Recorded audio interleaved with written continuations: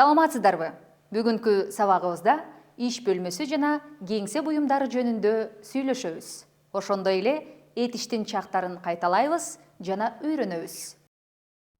Лексикалык минимум. Иш бөлмө. Кенен. Тар. Кууш. Бийик. Жапыс. Бурч.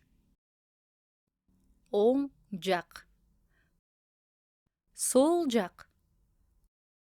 Жанында. Астында. Үстүндө. Таза. Отургуч. Терезе. Гүл. Кийим илгич. Күзгү.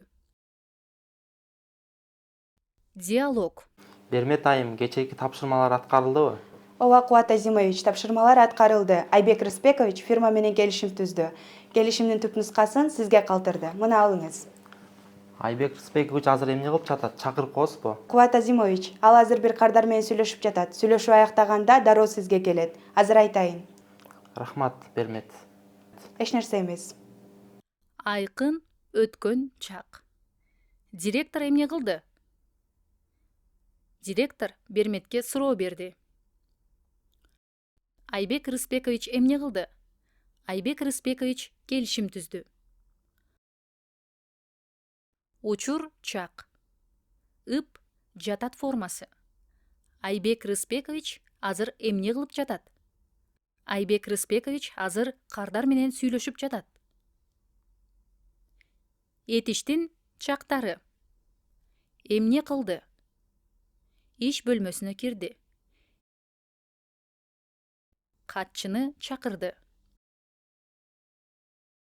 Компьютерди ачты.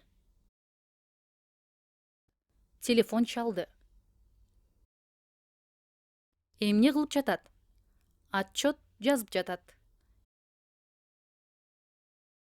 Кагаздарды иреттеп жатат.